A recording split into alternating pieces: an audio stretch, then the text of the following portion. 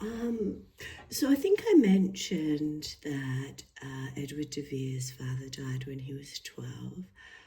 There seems to be suspicious circumstances around that. The incredible wealth of his family came under the wardship of the Queen's boyfriend, for want of a better word.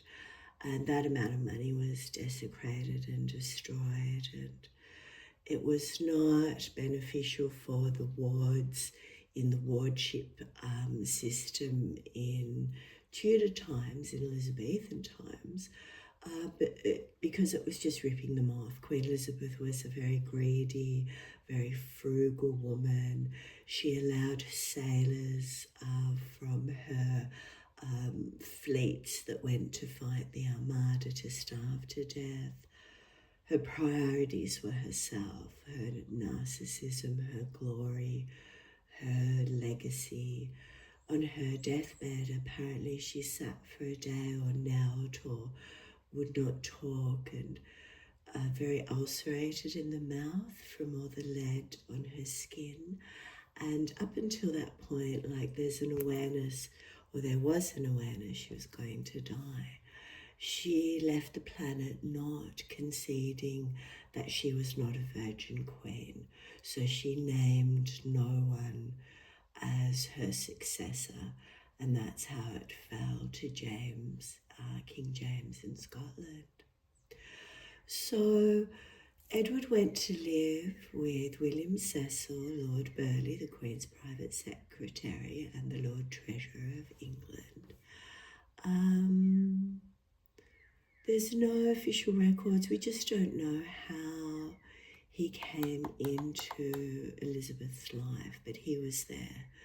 His wife, Mildred Cecil Lady Burghley, 26 to 89, she was the Greek translator who spoke fluent, and the library of William and Mildred Cecil, the best on planet Earth in the English-speaking Western cultured world at the time. Thankfully, William Cecil and Mildred were intellects and collected books, and William Cecil apparently carried with him a little book on Greek politics, ancient Greek politics, and it said is that the character Polonius in Hamlet has similar traits, and the precedents,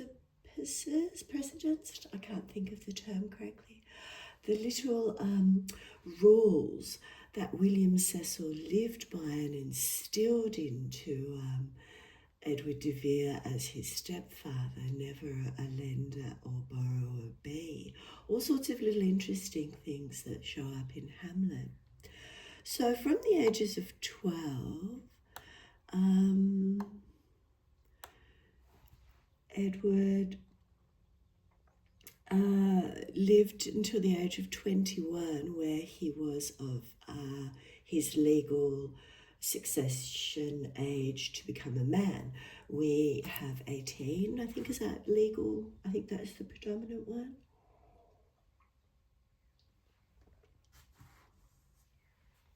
So in this library of approximately 1,700 books, books were there that were published in Vienna, Paris, London, Florence, Edinburgh, Rome, Hamburg, Antwerp, Hanover, Venice, just to put how the perspective to this private library of the Queen's secretary, William Cecil, and his wife. The university of the time, or one of the universities, the Cambridge University, in 1582 only had 451 books. So that's what a university had in their resources. And this was what Edward de Vere had at his disposal. And he had this from the age of 6. from everyone he lived with, who tutored him, who was an educated mind around him. And even teachers. So 8 months after Edward Lawrence Noel, he writes a letter to William Cecil saying basically, your stepson is too smart for me. I see that the work from my Earl of Oxford cannot much longer be required. So he was a genius child. He was within his consciousness, within the 350 current theories, the internal, the material, or the external, somewhere in his developing consciousness, he absorbed the most powerful database of the time of knowledge, and he took that and he made it into artistic expression. He made that into plays. He made that into an experience where you sit, you watch, and you learn something. I will tell you something. I will take you on a story somewhere. So outside of the realm of, the poor peasants being preached to, and that was always the stories of the Lord and Catholics, people who couldn't read, who were illiterate, were suddenly learning to read and learning to be exposed to theatre. And to put it in context, of course, everything that was written for an audience of one. Excuse me, I'm going to cough first.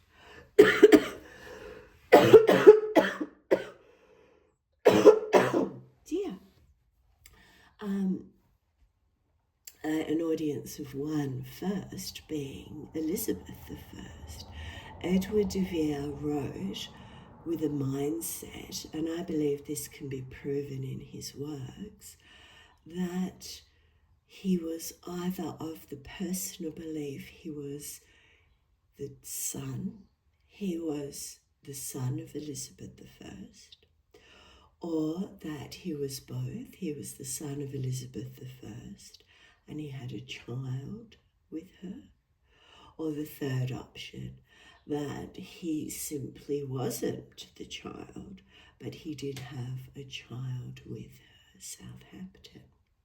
Now, of these three very credible theories to explore, I put the dots together personally, and I don't think I'm alone in this belief, that it is more than likely scenario that Edward de Vere was Elizabeth's child, born of Thomas Seymour. That is why he held such ultimate power as a playing card in the events of history.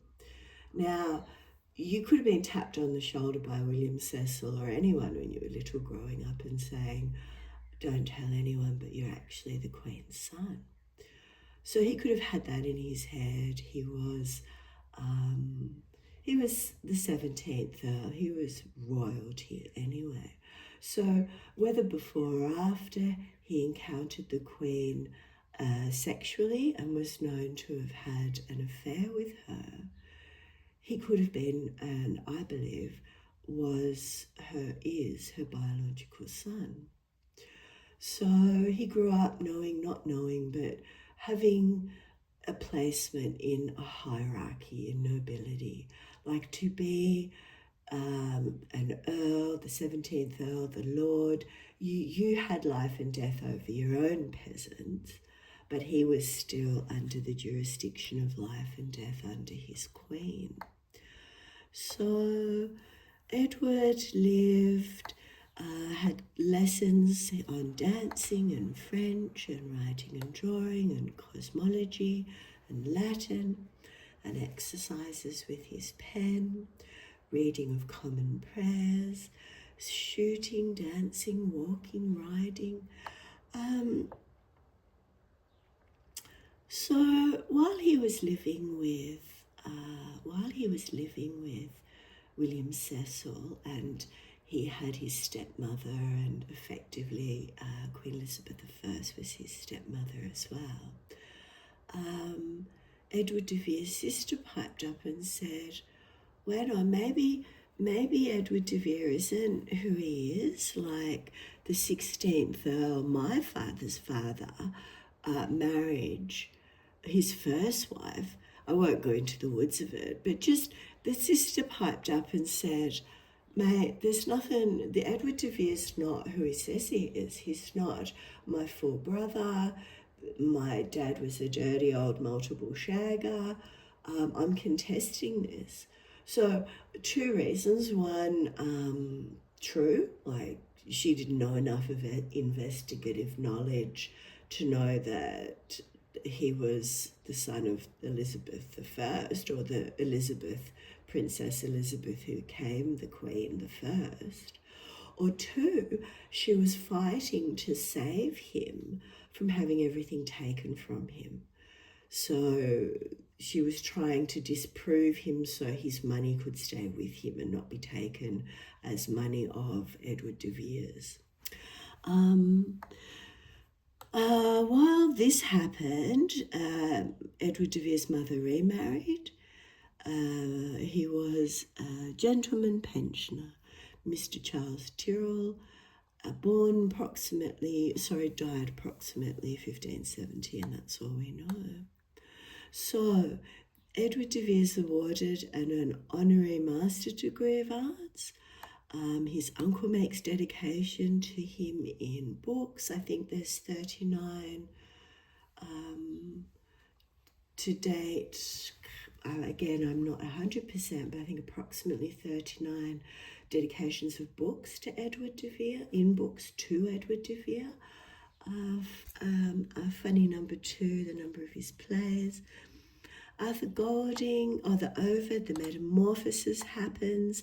And this is when Edward de Vere was 15 and living with, so this was 2 years after his father died, or 3 years, living with his uncle in William Cecil's house. And William Cecil is translating Ovid, the writings of, I'm sorry about the pronunciation, Publius Ovidius Naso, so Latin, the man known as Ovid, 43 BCE to 17 CE, Roman poet, known for renowned technical skills in the construction of verse, best known for his work Metamorphosis. So this mythological and legendary play story writing of nearly 12,000 lines in 15 books and 250 myths is a whole lot of work, poetry, that you see constantly in the work attributed to Shakespeare in Edward de Vere's work.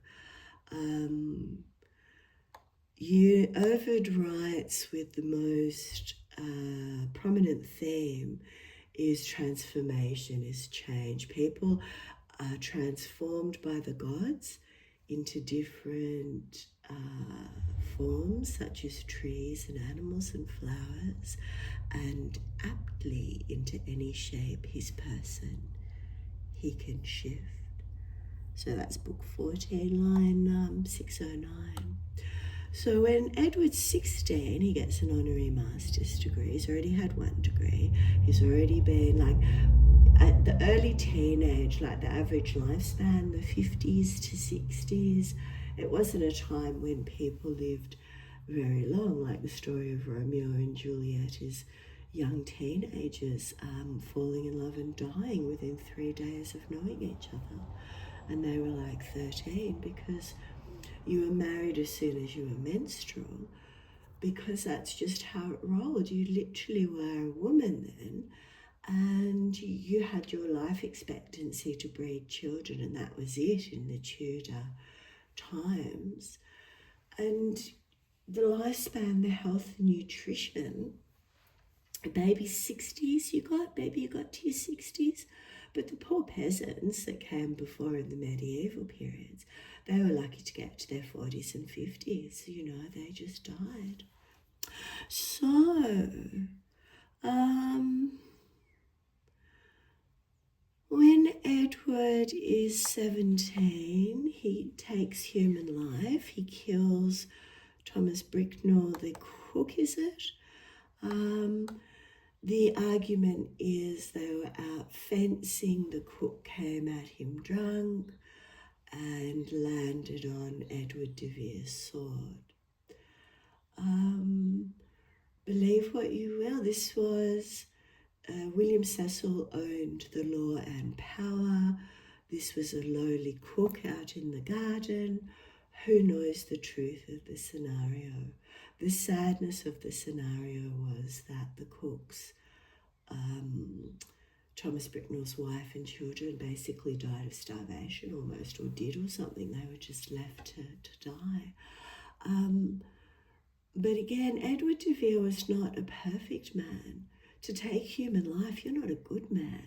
And you don't gloss over that, but it's not a haunting factor to the man, because this was Tudor England. Life and death was a snap of the neck, fingers pointed at you.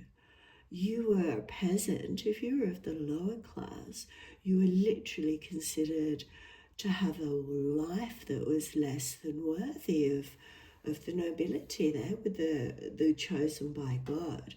Henry VIII dissolved a church, cut ties with the Pope, said a basic, you, I'm going to rewrite religion because I'm the king, I'm the God, I'm the chosen people of the English, so I can marry this woman and have a son.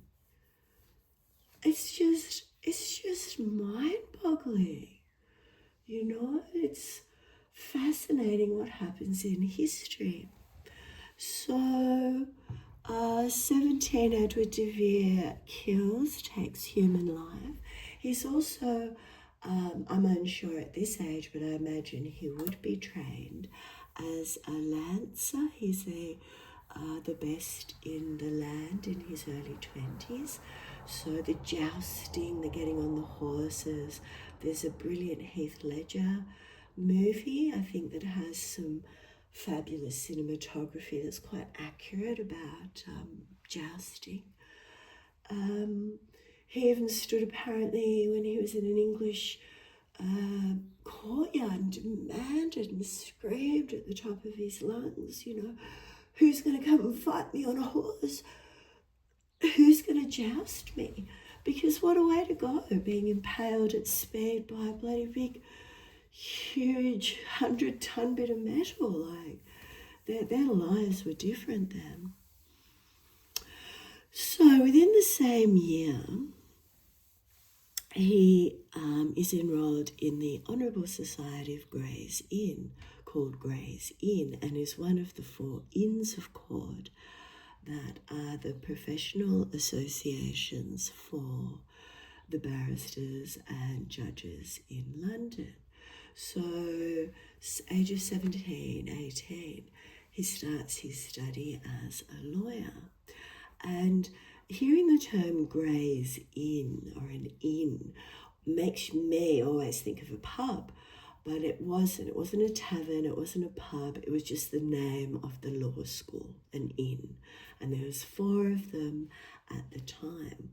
So at 18, Edward de Vere starts studying law. His mother dies a few years later, doesn't go to a funeral. She's said to have been buried where she's buried. He never visits. There's no closeness to his mother.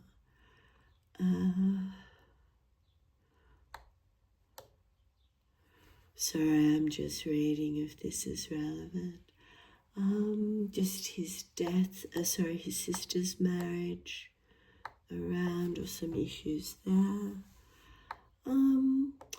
Okay, so he's studying his law degree, and there's a dedication to Edward de Vere from Thomas Underwood, 6687, in A Ethiopian History, his book.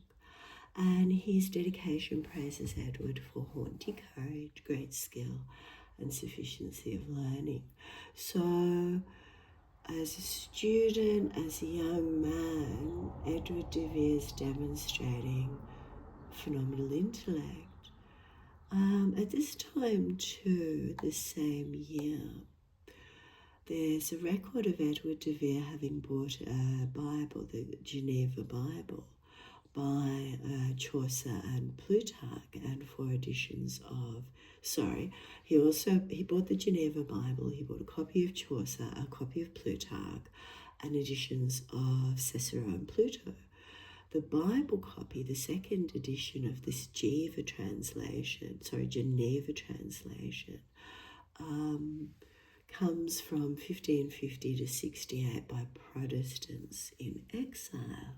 Now, the fact Edward de Vere bought this Bible and Roger Strickmatter's work, the research, this is where I get chills. In the handwriting of Edward de Vere, we see links, we see proof, we see a source material for his works. So in the marginalia, and we had margins. Do you know why we wrote margins in books with rulers? Because in the 1900s, when children were taken out of the industrialized work factories and there was no more child labour, and this is how Western education evolved, and they were put in rooms with an adult and they were given docile activities at first, admin, writing, learning. The paper they were given to write on, they had to have margins because there was leeway for rats or mice to chew on the paper. That was just a commonality of their existence. So the marginalia, the comments written in the Bible that Edward de Vere personally owned, about 40 notes, maybe, what have I got here, 1066 underlined, 1666 marked verses, annotations and comments. When analysed, this marginalia to date shows approximately half of the 29 out of the top 66 biblical allusions found in Edward's Bible appear in the Shakespearean work. So half of any references to Bible, church, are there documented. So Edward becomes sick after this time. He goes to Windsor Castle, and it's believed the Merry Wives of Windsor was written as an experience there. Another book's dedicated to Edward de Vere by Edmund Elverdon, the most excellent and pleasant metaphorical history of I should put my glasses on. I can't even say it. Pesistratus and Catania. So this must be the title of Edmund's book, I guess. And he's dedicating. He writes, Edward de Vere's great. What is he, early 20s? So this is phenomenal. In 1570, Edward de Vere became friends, is known to make the acquaintance of, met John Dee. Now, John Dee, 1527 to 1609, was the true magic of the Tudor period. He was one of the most mythical, magical, a mathematician, an astrologer, an alchemist, an occultist. He was a court astronomer for Elizabeth I. He worked in areas of Hermetic philosophy, alchemy, and areas of divination, magic, conjuring, and occultism. Now, you can't tell me that the witch's speech from Macbeth wouldn't have come from John Dee, his world, his books, his knowledge, and Edward de Vere being exposed to that. So if you truly want another fascinating human from the Tudor period, deep dive into John Dee. So John Dee had a library of between 3,000 books and 1,000 manuscripts. These were at Mortlake in London, River Thames, and most importantly, where these books and manuscripts were walking distance from Edward de Vere at the time. So I think I've not mentioned Edward graduating as a lawyer, but he did, or maybe he's still studying. But he's sent by the Elizabeth I to go and fight in Scotland with Thomas Ratcliffe, the Earl of Sussex, 2683, to fight with him because of the civil wars, the insurgencies. Of course, everyone challenged Elizabeth I. She was the most, what would you call her? She was the most walking, literal breathing assassination target that lasted the life she did. Like the Pope wished death on her, and we know what religious fanatics do when they wish death upon people. So this experience in Scotland is reflected in the plays of Henry VIII. He also, we know, Edward de Vere physically was at the city of York in the Forest of Galtres, and Henry the Fourth Part 1 and King Henry the Sixth Part 3 have scenes set in that geographical location.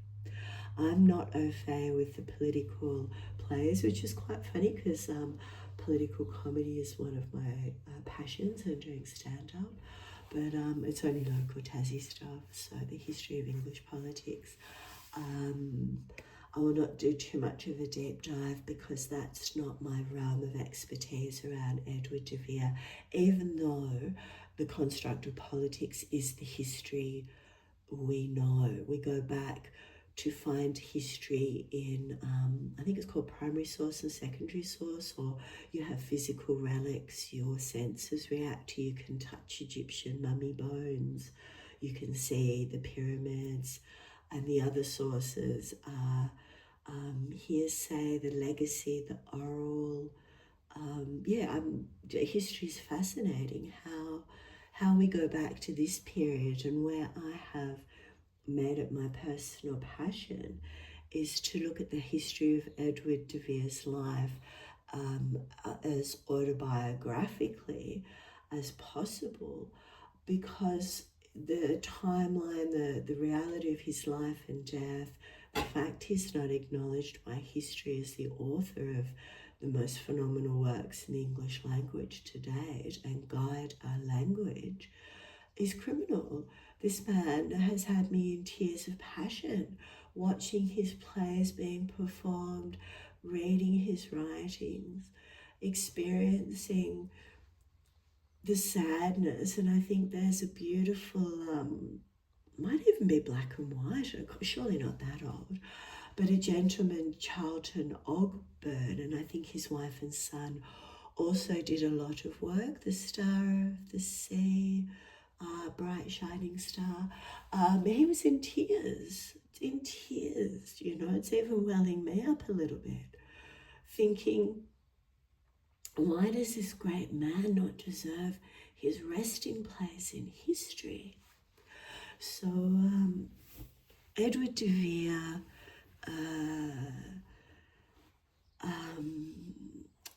where are we at? So 50-50 to 71, gosh, 30-21. Yes, he is 21. So on his 21st birthday, in 1571, William Cecil's no longer his guardian, and he's summoned to Parliament for the first time. I love this. I'm having a go at Latin. Hudi urtanum brevi Q Edwardus comes oxen presenti huic Parlamento Sammonitus Fiticus. I should maybe film this, but I don't want to dizzy people. Fit Q and Mrs. Foot ad in sedendo Wow, look at that one. Like parameters or something. Parameditai locum. Locum. First visit, a visit. Salvo secure. Jure so. So that even almost looks like Italian to me, and I'm sure if it's the legal, I think, please always correct me if I'm wrong, but the language of law is legal. So today, where are we? On his 21st birthday, he's in Parliament, sitting in Parliament. And Parliament sat 13 times during the reign of Elizabeth I. And Edward de Vere was at 8 of those sittings. So he inherited the role of the Lord Great Chamberlain, and it was just ceremony. He just carried a sword before the Queen. Like government sitting of power.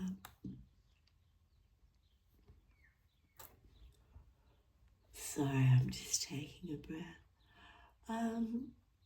So 1571, still in the year of Edward de Vere's 21st years on the planet, he's 21 years old, he marries his stepfather's daughter. So basically, a lady called Anne, a girl called Anne. At 21, he marries a lady, a girl called Anne. He was raised within the same household. Because of the political force and might and power of the time, you had to marry who you were told.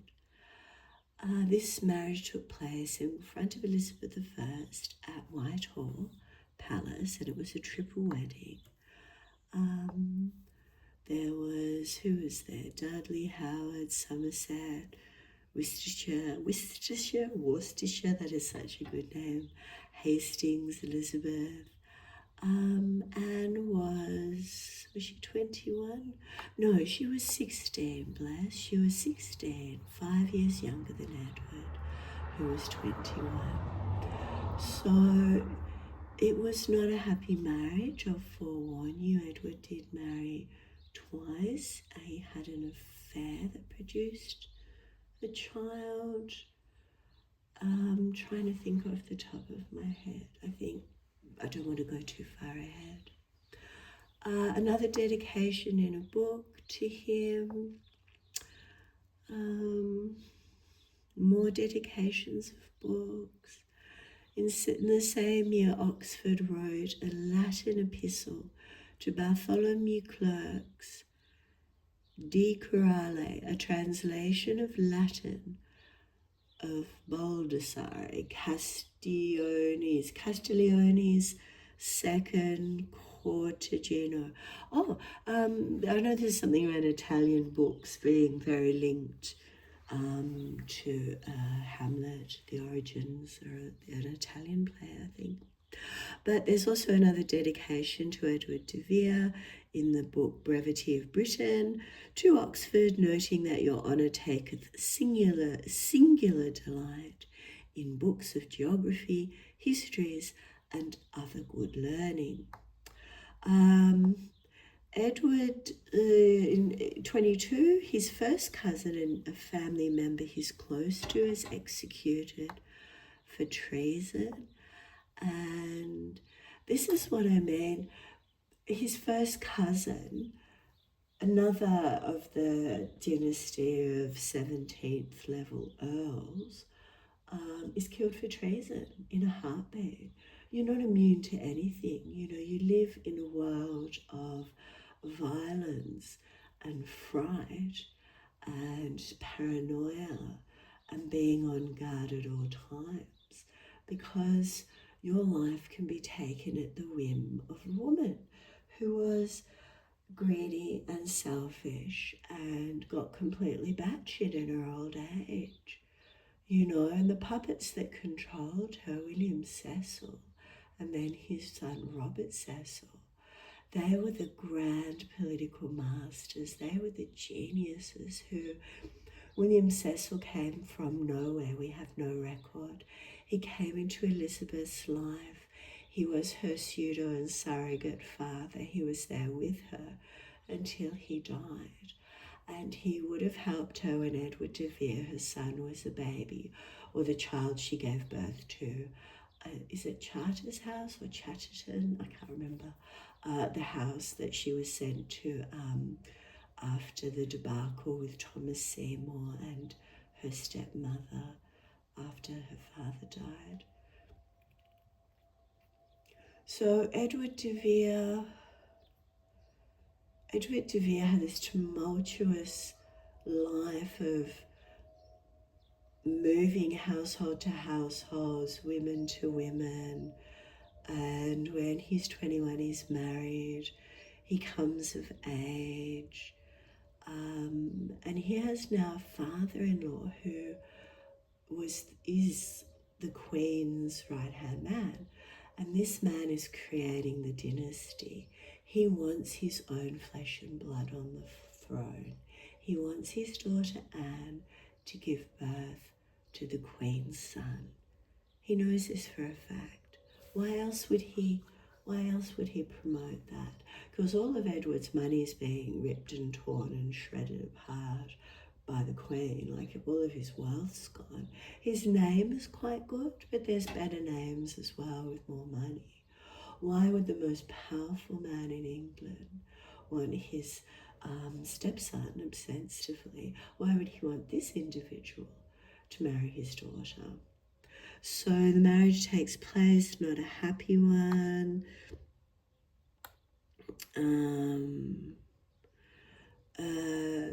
He deserts his wife, basically. Edward doesn't hang around with her. There's a letter from the 7th Earl of Shrewsbury. Gosh, they've got some fabulous surnames. Mr. Gilbert Talbot, 1552 to 1616. The Queen's Majesty delighteth more in his, Edward's, personage and his dancing and his valiantness, I think that means valiantness or valiantness, than any other. So he was one of the Queen's favourites. A lot of people commented that Edward de Vere was ignoring his wife. He was having a good time with Queen Elizabeth at court. What's happening here? Oh, that's right. Sorry, I've jumped a year. So when Edward was 22, he banned his wife from sharing a bed with him. How this was noted, I think, was through secretaries of his or his servants. So I forgot to mention Edward de Vere took off to the continent, to Italy, and when he returned, instead of staying where Lord Burleigh William Cecil had offered him a house in London, Edward de Vere turned around and said, "No, I'm not going to live with you or my wife." He lived with Roland Edward York, is it, at his house in Marlborough. And they were members of Oxford's entourage and close friends, but they were never paid servants, and eventually that friendship ended about 5 years later.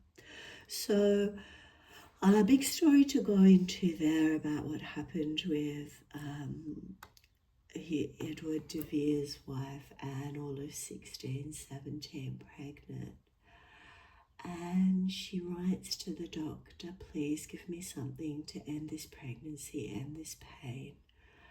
Now, why would, in the scale of nobility, when all the woman's role is to breed and breed and breed males, would this sick woman, young girl, wife, abandoned, want to have an abortion? Now, the theory is that the bastard Dudley, I'll have to keep calling him that to remember his name, the truly horrific criminal who was the love of Elizabeth I's life, and that reflects on her that she loved this man, that he killed his first wife, he pushed her downstairs and snapped her neck, and that he was an atrocious and voracious spender of money that wasn't his. Like he had Edward de Vere's estate to manage until he was 21, and he just bled it die. But there is one very profound theory that this man raped Anne and got her pregnant. And he was the one untouchable person above William Cecil he was the one untouchable person in the Elizabethan court that William Cecil had no power over. He was at the mercy of that man. He could have killed him, I'm sure. He developed a spy network with Walsingham, but the risk would be so great if he were discovered, because he was Elizabeth I's greatest love. So this child, named coincidentally Elizabeth, this firstborn child of Edward de Vere, the 17th Earl of Oxford, he denied. Initially, when he heard news overseas, he was travelling in Italy, obviously. I don't mean to sound facetious, but I think that's the only place he travelled overseas. I think I have to know more geographically where he went, but we know from his plays, he obviously went to Italy and history. He was excited. He sent a gift to his wife, and then I think his cousin, who was an evil sod, had a word in his ear and said, pregnancies are 12 months, baby's not yours, mate. Or he used that as an excuse. So he got off the boat, didn't live with his wife, partied at court, and everyone's writing letters and winding themselves up and saying, you should be home with your wife, mate. You're not partying with the Queen, and you're clearly one of the Queen's favourites at the moment. So she would have been, the Queen Elizabeth I, I think, was approaching late 40s, and Edward de Vere was 23. So I'm saying he was 23 in the court at his peak, because this was the year that it's recorded. On the 6th of October, Henry Wriothesley, or Rosalie, even though it's pronounced, it's got a W at the front, I think the correct pronunciation is Wriothesley, the third Earl of Southampton, 1573 to 1624, is born. The two poems that are first, and I mentioned this in the last episode, are Venus and Adonis, or Adonis and the Rape of Lucrece, had the name William Shakespeare on them. And the first poem was this massive loving attribution. I love you to the end of the world, you're my sovereign, from William Shakespeare. And of course this was debunked, and there's no proof that this young lad, this Earl of Southampton, had anything to do with William Shakespeare. The pseudonym is the story. So again, his name's on the tip of my tongue. The most genius man who's done the best research into the sonnets that outline their political narrative. They were a private journal, not meant to be published, but they coincide with history and the law cases of the trials of treason at the time of Edward de Vere's death. Hank Whittemore. So please, Hank Whittemore's work. But the interesting point I'm making is this birth is the 100% possibility in my mind that Elizabeth I got pregnant to Edward de Vere. Like, even though she loved Dudley, she was having it wherever she wanted to. She was the Queen. She could do whatever she wanted, So Edward's 23, Elizabeth is at 40. So what happens next? There's a lot of detail to go into. Lots of books are dedicated to Edward. Lots and lots of books. he's given the ability to travel by Elizabeth I. So on the 24th of January, when he's 25, he has a letter of introduction to the Holy Roman Emperor Maximilian II, 1527 to 76. Queen Elizabeth says, this is our deeply beloved cousin. Their terminology for family was everyone was your cousin, you're all related. Illustrious young man.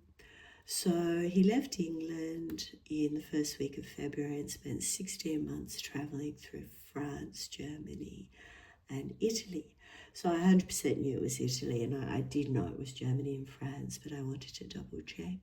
He went through Venice when Jewish people and tensions were high. Merchant of Venice is evident of that. He travelled through Rusulin, I'm having a go at the pronunciation, Rousillion. Sorry, I'm banging the table. It's a bit wobbly. Which is the setting for the play Love's Labour's Lost. Edward de Vere became very familiar with the works of the playwright. And playwright didn't come around till 1604, so these people were existing under a term of creating theatre and being writers, and they were primarily just called poets because there was no placing in the spectrum of what they were doing. You know, poor people didn't write, they were illiterate. The wealthy who could write didn't write anything that would be considered a play or a poem. That's not even in the realm of what a wealthy person does. So to be brave and break through that was phenomenal. So the Geraldine Sinithro playwright who lived before the term existed wrote a play called The Moor. The play is about Desdemona, jealousy, and the Moor comes across in Othello. It's obviously source material. So while Edward de Vere is away travelling and he's 25, Anne gives birth to the Lady Elizabeth de Vere, 1575 to 1627. The Queen is her godmother, but for some unexplained reason, Edward de Vere didn't find out about her birth for 2 months later. But when he landed at Dover, Edward de Vere, he refused to meet his wife. He never named the cause openly. I guess saying that means he didn't say why. He didn't want to meet his wife, but he believed, for whatever source material, Elizabeth was not his biological child, and only they know themselves. Only Anne and Edward de Vere know themselves if they procreated in a time frame that produced a child. So Elizabeth had, and this was noted by Richard Master, who we know died 1588, that Elizabeth I's doctor and court physician, that Edward said that the pregnancy was not by him. Wait on, I'm getting that confused.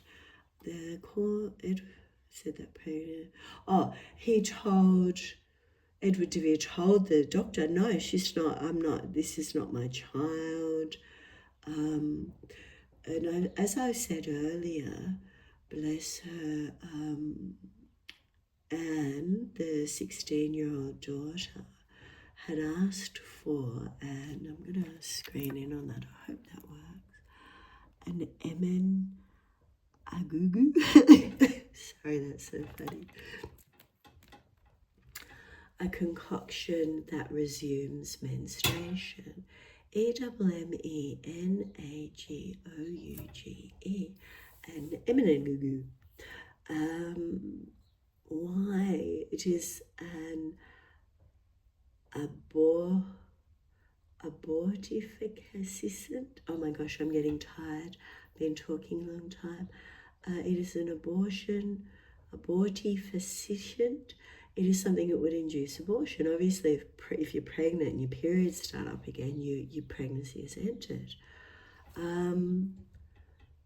So he's mentioned that I have the belief that Dudley raped Anne, and that's how Elizabeth came into to be. Lots of little sidetracky things about what happened to Edward. Now, 5 years they were separated. He never saw his child. He refused to he refused to acknowledge Elizabeth, his daughter. He ignored her. The Paradise of Dainty Delights, the poetry that was meant to be sung, Oxford's Poems, was published when his daughter was 5. More dedications to books. But then something pretty bizarre happens.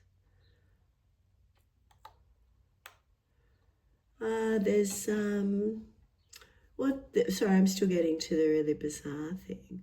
But Edward de Vere is playing tennis with, who is it? Some minion of the court, Sidney or someone. Philip Sidney.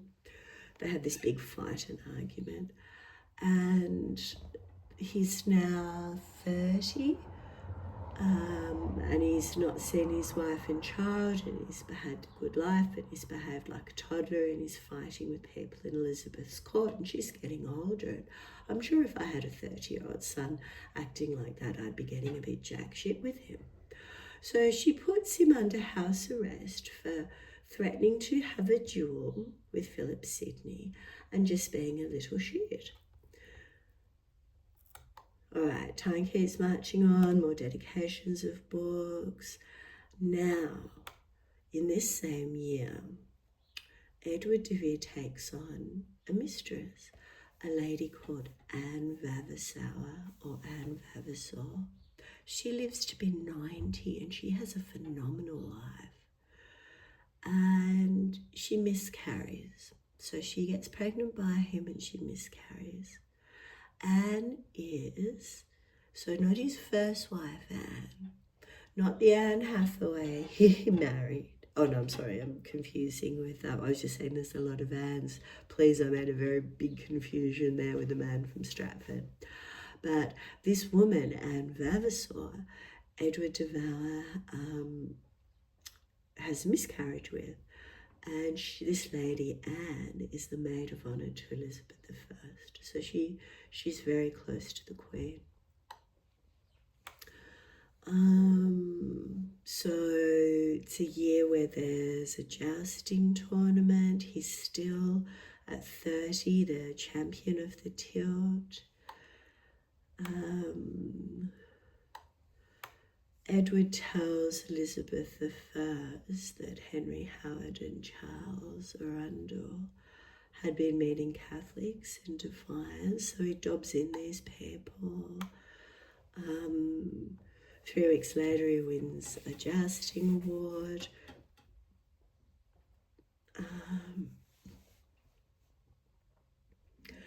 Why did Edward de Vere make this comment to Elizabeth I about these men acting as Catholics?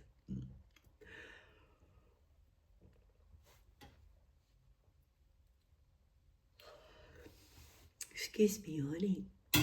Oh, the belief is that Edward de Vere was acting as a spy for William Cecil to trap them.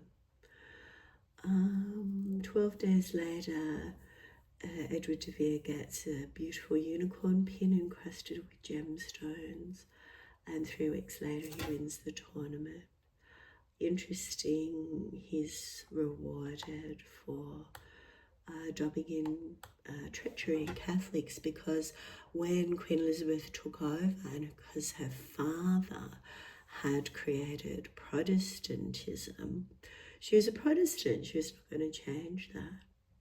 So Edward moves into a place in Bishopsgate Street, London, called Fisher's Folly, after Jasper Folly, 1528-79, who built a wildly extravagant manor.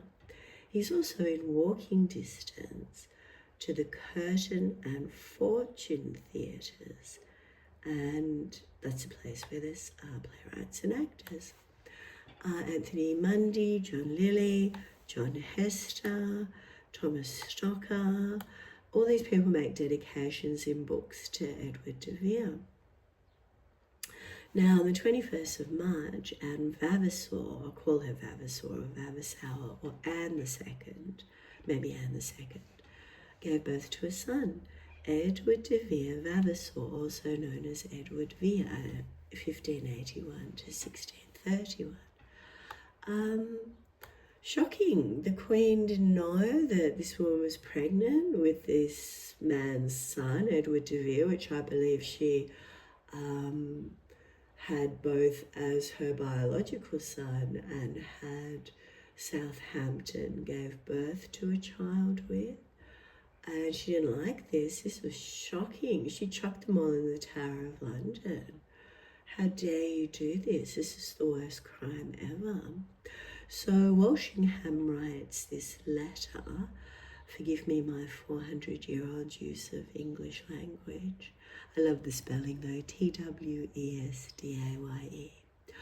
On Tuesday at night, Anne Vavasor was brought to bed of a son in the maiden's chamber. The Earl of Oxenford is avowed to be the father who hath withdrawn himself with intent, as yet is thought to pass the seas. The gentlewoman the selfsame night she was delivered and conveyed out the house, and the next day committed to the Tower. Her Majesty is greatly grieved with the incident. So is it saying the intent to pass the seas? Did he try and piss off and go overseas again when the baby was born, so he didn't end up in the Tower? But they end up in the Tower, the three of them. 3 months, Edward de Vere is released from the Tower, but he has house arrest in Greenwich for another month. He can only be released if he goes back to his wife. He's banished from royal court, and the theme of this exile is evident in the play Titus Andronicus. So he lives with his wife, and they live together, and Anne Vavasor's in the ether with the baby. But Anne number two's uncle says, hang on, his name is Sir Thomas Knyvett, Knyvtt, 1545 to 1622, has a duel with him, finds him and says, look, you see you in capital letters, you can't just leave my niece in the lurch, you rich sod. And there's a child, and they have a fight. And in the sonnets, numbers 37 and 89 mention lameness, and there was an affliction and there was a lameness. And since that point, there's always been conjecture. There was, not conjecture, but reasonable belief there was a sword fight, and Edward de Vere copped a sword, a laceration up a thigh or something around that area. Didn't prevent him from having children. He still went on and had more children, but some sort of injury, a physical injury. Another book dedicated, Heterocomithepathia, The Passion of the Century of Love by Thomas Watson. This was one of the first little tiny funny things that made me think Edward de Vere is without doubt the author. And other people met Rosencrantz, Frederick Rosencrantz, 71 to 1602, and Knud Knud Carrickson and Gilderston from 1572 to 1627. They were embassy officials in the Royal Danish Court. And how's this for a beautiful name? Edward de Vere's brother-in-law, Peregrine Bertie, the 13th Baron Willoughby de Esprit, 1555 to 1601, travelled as an ambassador to the Danish court of Eslanor. There he meets Rosencrantz and Guildenstern, and the coincidences of their name in the play Hamlet. Sorry, I'm getting tired, but I'm persevering because I'm just enjoying sharing so much of this with you. The Rosencrantz and Guildenstern actually came to me as the play first. There's a play called Rosencrantz and Guildenstern, and it begins with the flicking of a coin, a heads and tails thing. I think I remember it from a maths class even, about probability. But Peregrine Bertie also met the astronomer Tycho Brahe, 46 to 1601, and he observed the supernova in the constellation of Cassiopeia. Now, this again is mentioned in Hamlet. So tiny little things like that, I thought, they're more than coincidental. So sadly, Edward is with his wife, Edward de Vere. He's back with the 16-year-old Anne he married and the daughter Elizabeth that he ignored. He has a little boy, and his little boy only lasts 3 days. And he writes a poem, he writes the sonnets, and Anne writes this. She writes the most beautiful little poem that had with morning the gods left their wills undone. They had not so inherited such a soul, or if the mouth time did not glutton up all, nor I nor the world deprived of my son. So very sad, and in the sonnets, I won't misquote it, but gets me teary. Edward de Vere goes back to the court of Elizabeth I. He subleases a theatre. Edward de Vere is told through the orders of Francis Walsingham, the gentleman who invented spying in the Elizabethan court, they need theatre company actors called the Queen's Men to perform in court, to travel, to promote, what's the term, to promote propaganda, encourage patriotism. So Edward de Vere's private secretary at the time was a man called John Lilly, and he started developing and helping the theatre companies that would later perform King Lear, Richard III, Henry IV, and Henry V. Edward de Vere has his own theatre company. It was very common of the royalty. Again, still very much in the beginning stages, but the wealthy had entertainment. They had, choirs of singing boys. They didn't have the internet, so they had parties, and a differentiation of a stage production is something where there's called the fourth wall. A lot of theatre practitioners like Brecht broke that down in future years, but the fourth wall concept was, this is one reality, you sit back, you're the audience, you watch the other reality. So there was suddenly a distinction of, because that's what theatre is, it's watching liars. It's watching people recreate a storyline, obviously take you on your emotional journey, but it's a different reality. You sit back, you watch, you listen to this tale, we'll take you on a story. More poems dedicated to Edward de Vere. Robert Greene, Edward de Vere dedication. Edward de Vere is appointed commander of the horse of the Lowlands, or the Dutch theatre of war.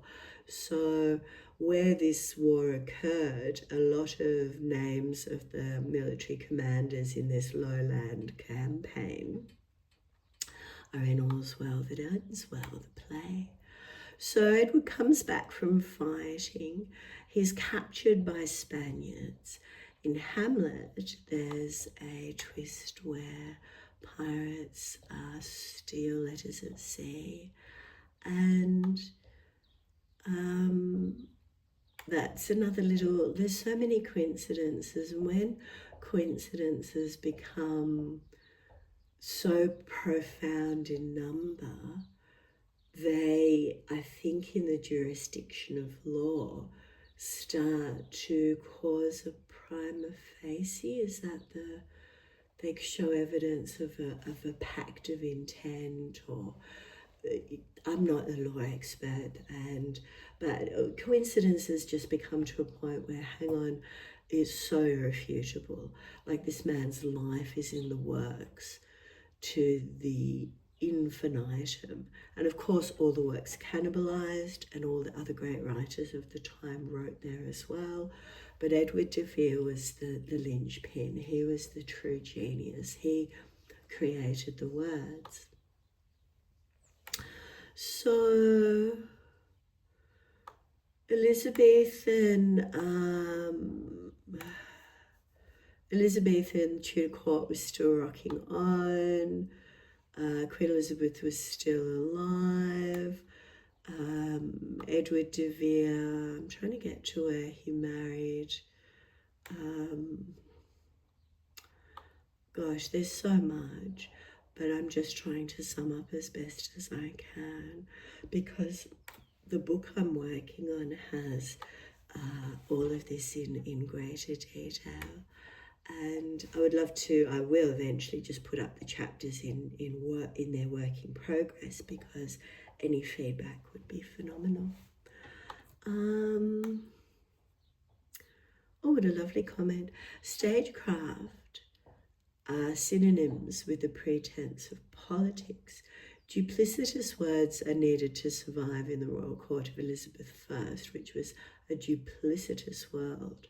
The court was a type of theatre where it held a mirror to itself.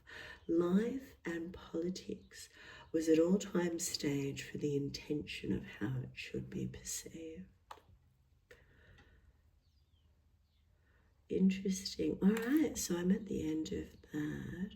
I'm just going to find more, because is it Elizabeth Trentham? I think that's, so he has the Anne, the 16-year-old Anne he marries, and they go on to have 2 more daughters, I think. I think there's 3 girls. Sorry, I'll have to double check that. I know I just mentioned the little boy they have that dies. He has a child with Anne Vavasour, the Queen's maid.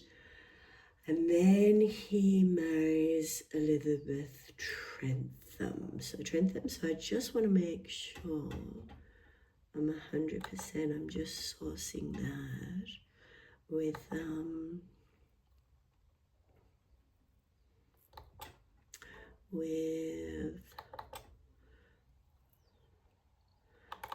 here we go. Nope. With correlating that with facts, so we know for sure. I've got her name wrong. I'm pretty sure I do. A lovely little quote. So many different spellings of the name Shakespeare. Mark Twain, one of the greatest American writers, and his name is a pseudonym. It's a fake name. He made up that name because he was on the riverboats, and he looked at the long bits of string, the twine, and they would tie knots in it at floating water levels to obviously have a record of tide movement. And from watching that, he got the name Mark Twain. he said, so far as anybody actually knows and can prove, Shakespeare of Stratford-upon-Avon never wrote a play in his life, and his real name was Samuel Langhorne Clemens. 35 to 1910. All right, where are we? We still... No, we don't want any more of the man from Stratford's life. We're looking where we left off with Edward de Vere's life. So he's in his midlife. He's had his illegitimate bub. He's had a son that died. He's had 2 more children. Or I don't know exactly in the timeline, but he's definitely had 2 more daughters. And what happens is there is nothing either good or bad, but thinking makes it so. Hamlet 2.2. All right, so let me find more. Here we go. There we go, it is. It's Elizabeth Trentham. I knew I was pronouncing that properly. So, Edward de Vere dies at the age, no, it's not 43, he's 53 when he dies. I think that has to be amended. Or his approximate death. I've got to double check into that. That's the biggest mystery, one of them.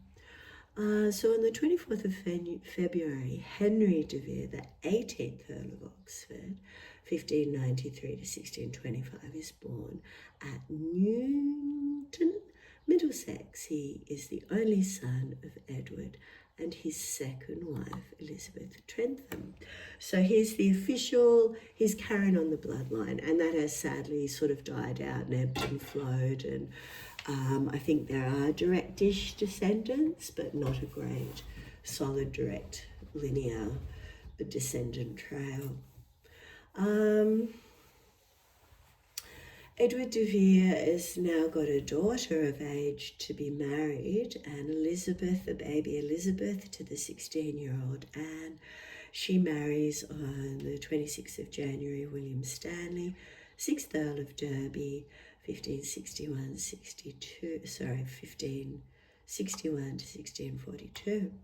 Edward's second daughter, Bridget, she marries the Earl of Pembroke, and I think there's a third daughter. So the 3 girls are the granddaughters, remember, of William Cecil, the Queen's secretary, the most powerful man in England, and he wants his children, his bloodline, to be nobility. And these are the richest, the Pembrokes. Coincidentally, the Pembrokes are involved in publishing the first folio, which is $1 million book. And that's, again, another story. An incredible undertaking at the time. Edward de Vere gets another day education, and then in 1598, Edward de Vere's stepfather, for all intents and purposes, William Cecil, First Lord Burghley, and he's the First Lord because Elizabeth I invented that role for him.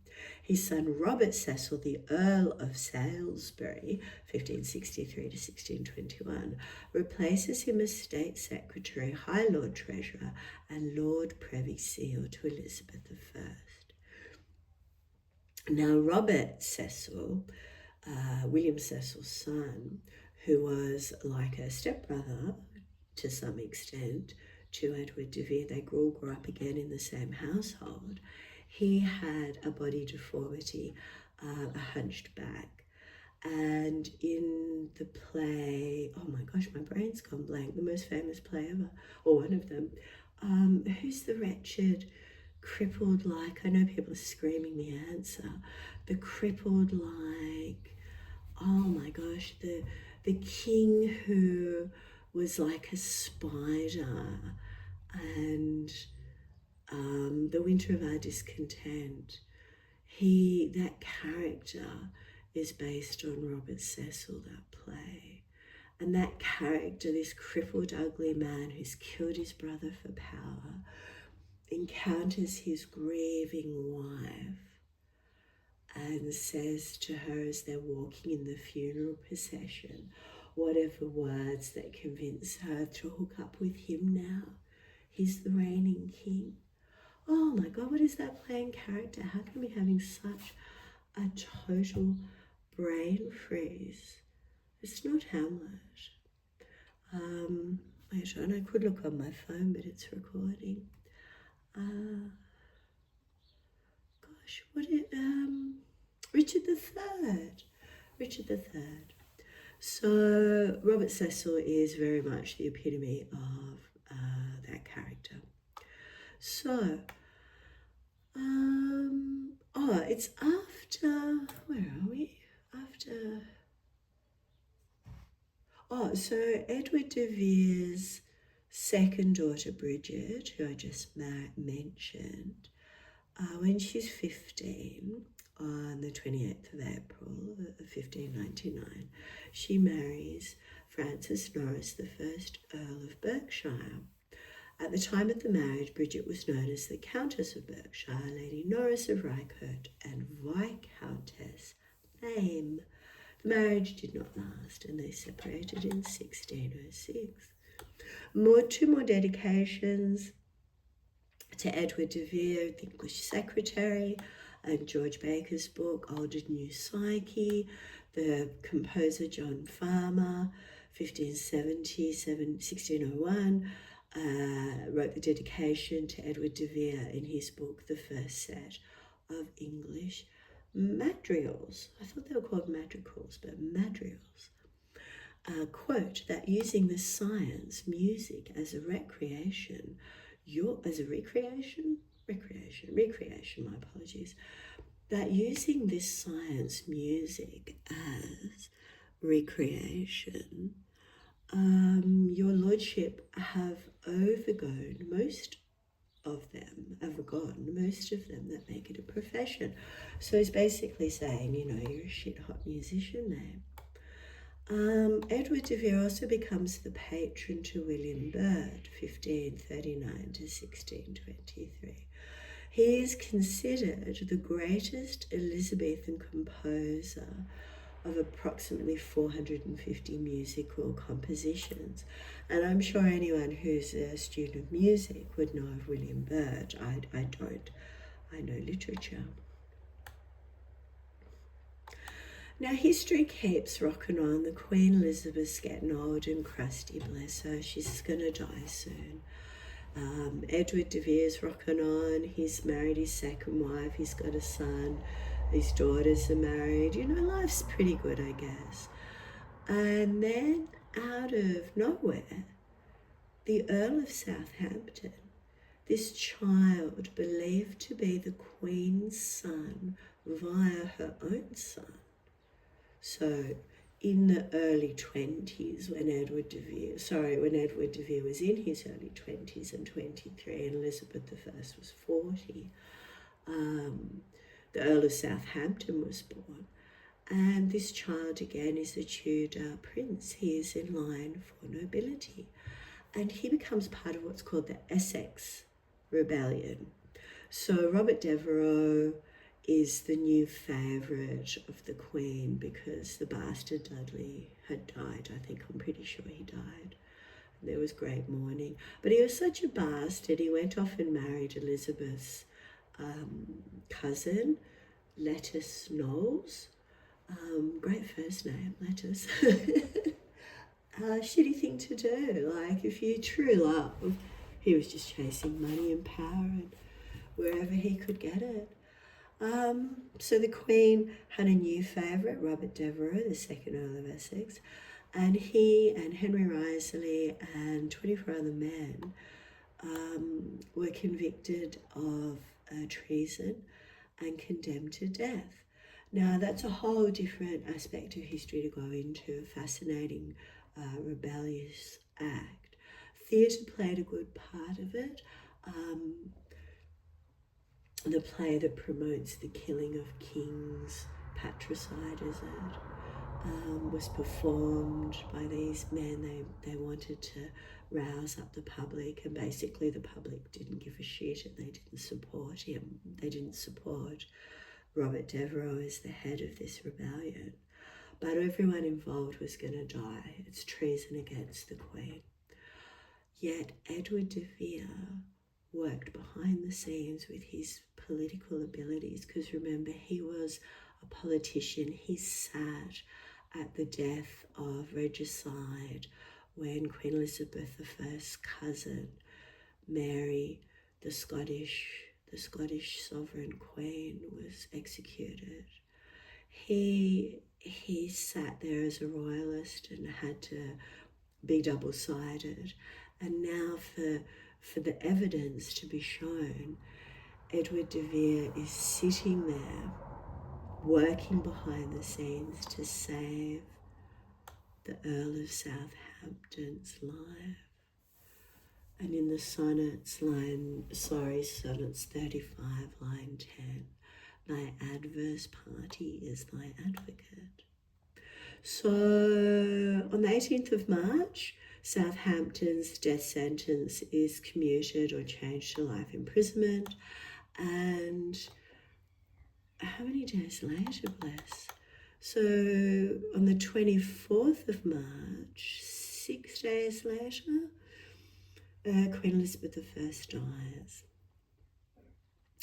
Now on the 10th of April, King James I, 1566 to 1625, travels down from Scotland to England. He's the king. He's been the king of Scotland. He's the king now. He's the king of England. He's a big deal. He has again the life and death power over humans. He travels down, and the first thing he does, so in a span of April, May, March, 2 months, he releases the Southampton. He releases Henry Wriothesley. He releases the bloodline of the Tudor dynasty, the Earl of Southampton, from the Tower. Why? If this is a man convicted of treason who tried to kill the last ruling monarch, why would you release him? Why was his life spared? Again, a Tudor monarch. So James I, who was James IV of Scotland, becomes the king on July 25th. And he was the son of the Queen of Elizabeth I's cousin I mentioned, who was Mary, Queen of Scots, who was executed in 1587. And there's another there's another full sister Mary that's confusing, so I won't go into it too much. Hamlet's published. Over 108 autobiographical similarities between the life of Edward de Vere and the main character of Hamlet.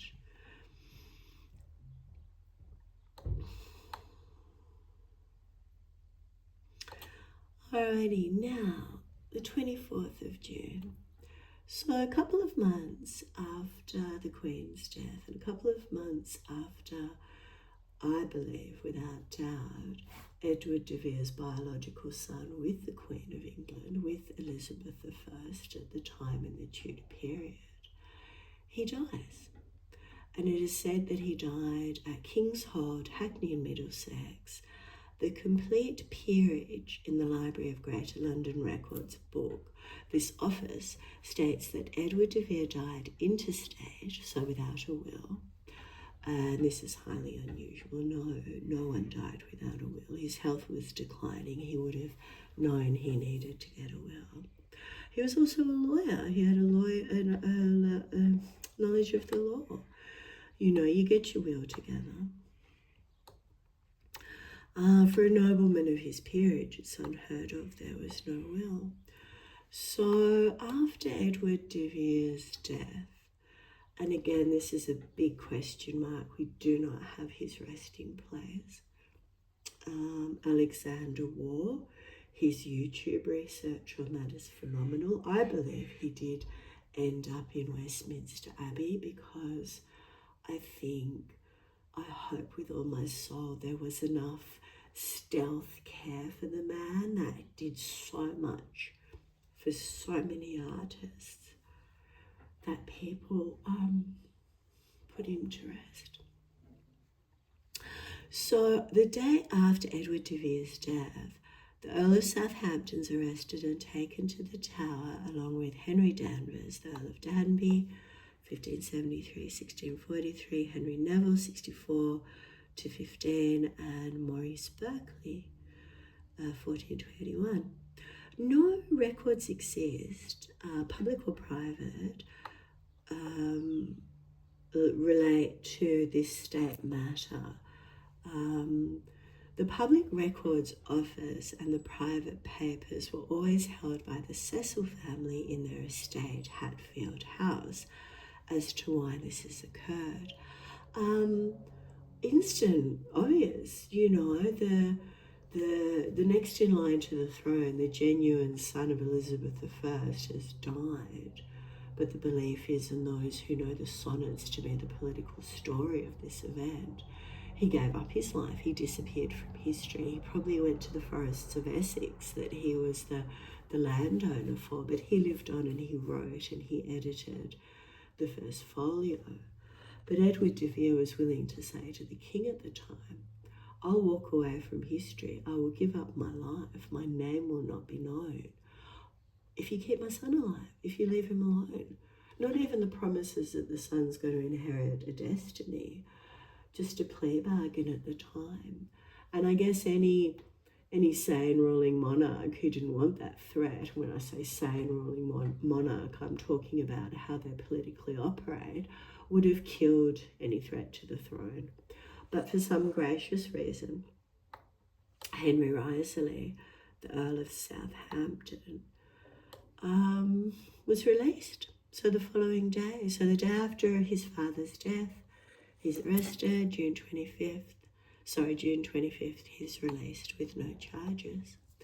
Now, on the 6th of July, Edward de Vere is buried in the parish church of St. Augustine's. The church was pulled down and destroyed in 1798. Edward's grave is unmarked, still unmarked. And when his widow Elizabeth Trentham signed her will on the 25th of November in 1612, Elizabeth had requested to be buried in the church of Hackney within the county of Middlesex, near unto the body of my said late dear and noble lord and husband, as may be, in the said church erected for us a tomb fitting our degree. So she died wanting to be buried next to him. Now we have Edward de Vere's cousin Percival Golding, who 1579-1635 states in his book The Arms, Honours, Matches and Issues of the Ancient and Illustrious Family of Vere, that he, Edward de Vere, died in his house at Hackney in the month of June, anno 1604, and lies buried in Westminster. Now, this is what people cling to, and the research shows that he was buried at Westminster. And for the 17th Earl, who died in such a climate of horrific, or withdrew himself, or had to negotiate his non-existence because of the political power of the time. What a phenomenal choice for this man to make. There's no, this statement contradicts information that we have that he's buried in Middlesex. There's no recorded location of Edward de Vere and his second wife Elizabeth Trentham's graves. The saddest thing was there was no public acknowledgement. There was no eulogies. There were no Ugogglies, as, that movie Blue Steel, the funniest thing ever. Why? He was the highest ranking nobleman of the time. He was the patron of performers, musicians, writers, artists. He was a man who gave so much in the birth of the creative arts.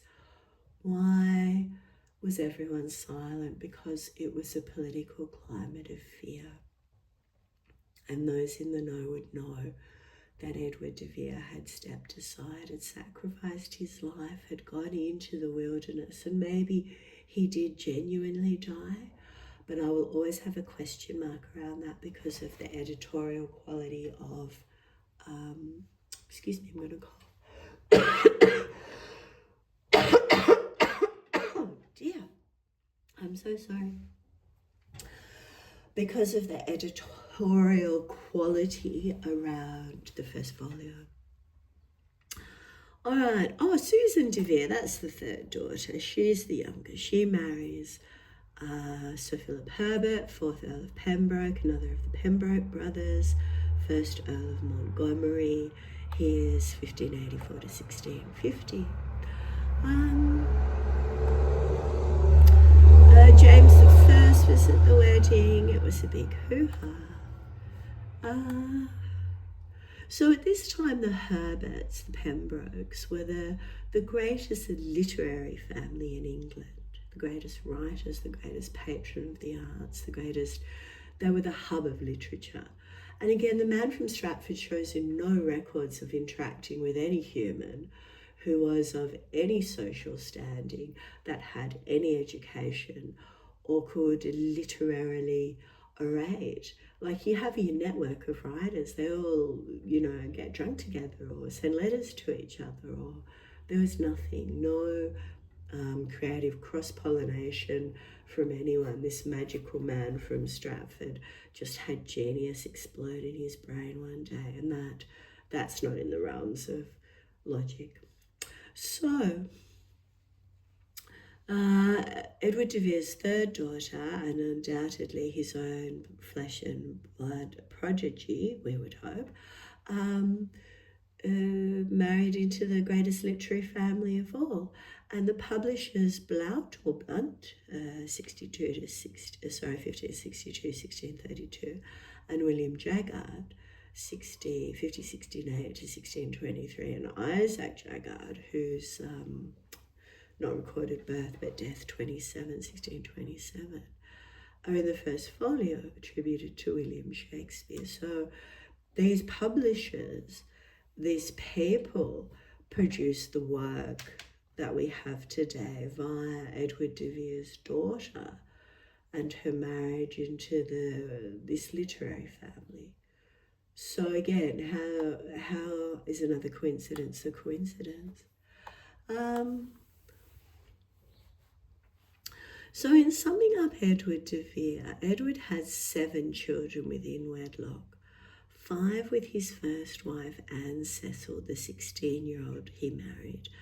Only 3 daughters survived, Susan, Bridget and Elizabeth. He had 1 son, Henry de Vere, with his second wife, Elizabeth Trentham, who was his successor. He also had an illegitimate son with his mistress. I didn't mention Edward's death of his own son with Anne Charles. I have to go back.